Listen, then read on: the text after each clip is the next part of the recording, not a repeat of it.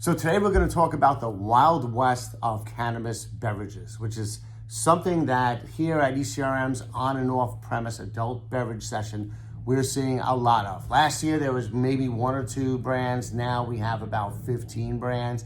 Everybody, it seems like everybody is really interested in that space right now. So with me to talk about this is Kaleigh from NIQ. She spoke yesterday here. So Kaleigh, what are you seeing and why is this happening? Yeah, so let's start with the why. I think that's a big piece of what's going on here. And the why is that the consumer is seeking out these products. So I always say whether you're for or against them or considering these products to distribute or as a brand, I think the biggest thing is knowing that the consumer is seeking them out, they're trying them, and it's not one specific type of consumer, but it's a pretty broad spectrum of who's seeking out these products and who's trying them. So that's the first thing. And what's happening, the Wild Wild West is the exact phrase I think we can use here. I've heard it so many times, but really that's what it feels like. Every day there's new brands that are popping up. The way in which they're going to market is sort of following the alcohol world, but still up for debate on where things like that fall. And the trends are just continuing to be explosive and new brands, a lot of dollars flowing through. And again, that consumer piece of it is big.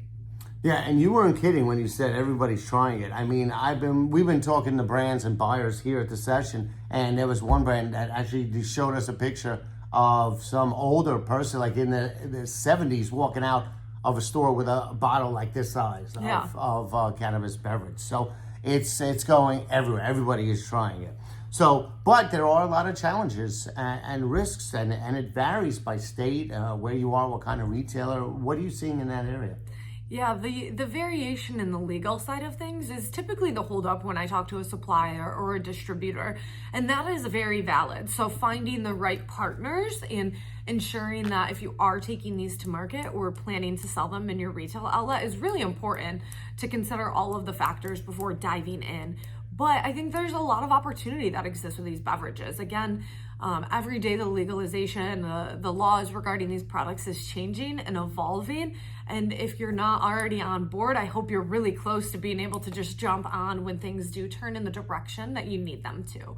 But a lot of challenges do exist, whether that's pricing, distribution, and even the ability to track these products, which I want to be really transparent with everybody, that it's a struggle to even track them. It's a really fragmented market on where these products are sold, how they're sold, whether it's in a dispensary type shop, whether it's in a state where cannabis is legal or not, and even how they're shelved in the store and what types of retailers are selling these products. If they're chains or independents, it's really difficult for us to get a grasp on the true full size of these. But from what we're seeing in the smaller set that we're tracking is just an explosion of growth. Yeah, and then what makes it even more challenging to track is you have all of these unlicensed retail, like in New York, they just busted hundreds of unlicensed places that are selling them, and you can't track those. Yeah. So it's hard to get a full picture. But from, like you said, from the ones you are tracking, there's no doubt it's growth. People are interested. And what I also found fascinating that you brought up is that this is actually part of the whole moderation trend, and like they don't even think, if they switch from beers to cannabis drinks, they think they're not drinking.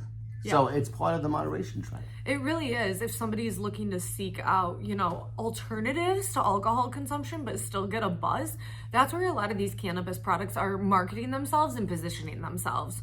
So they're finding those opportunities where somebody might not want to consume, in midweek or on the weekends.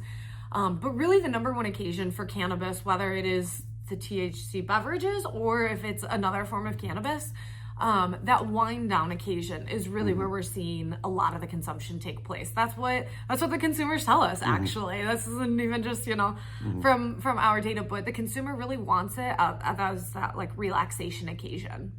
So instead of winding down with a beer or a glass of wine, some people just turn into a cannabis beverage. Yeah, and sometimes both are consumed. So we tend to see if, we have a cannabis consumer that goes out to a bar or restaurant and they're not consuming cannabis, they're most likely a shot consumer. So they're looking for that party occasion. But when they do consume cannabis and they're headed out to a bar or restaurant, they're more likely and most likely to consume alongside beer. So they're looking for that sessionable option, and it might not be an one or the other, but it's an and in some cases. Okay. And I wonder if you compare it with the foods. Do they really get the munchies? Or Yeah, I know. there's an NIQ data to back up the munchies? I think we can try to look into that piece next. So what do we need to do as an industry to make this work, right? It's obvious there's a need, there's a demand for it. That's clear, it's growing. But with all the regulations and everything varying state, how do you make it work? Yeah, I think thinking about it from the beverage alcohol side of things, we really do need to look at these as an adjacency and another occasion to, or a touch point with the consumer. And I know sometimes we think about them as a threat to the business, but really similar to a non-alcohol beer, wine, or spirits option, is that it's another occasion in which to consume, to connect with consumers. So that's the first thing, is to just really open our minds up to, like, you know, how can we use these products in the industry and ensure, you know, we're reaching our consumers. From the other side of things, the cannabis side, I think that it's really finding ways in which you can connect with the beer, wine, and spirit side, whether that's retailers or distributors or even brands.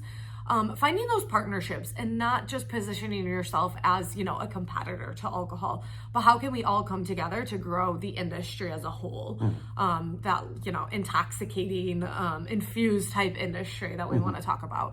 So I definitely think it's embracing both each other. And then the cannabis side of things, really ensuring that, you know, a lot of these companies are self-regulating in some way to ensure that they're educating the consumer properly and they're not putting products out there that could be harmful to consumers. That's the biggest piece, is ensuring that it's safe and you're going about it in a legal way where you can legally do that.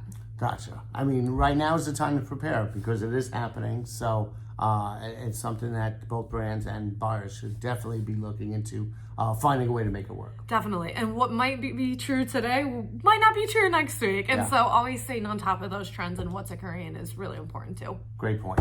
Thanks again. Awesome. Thanks, Joe.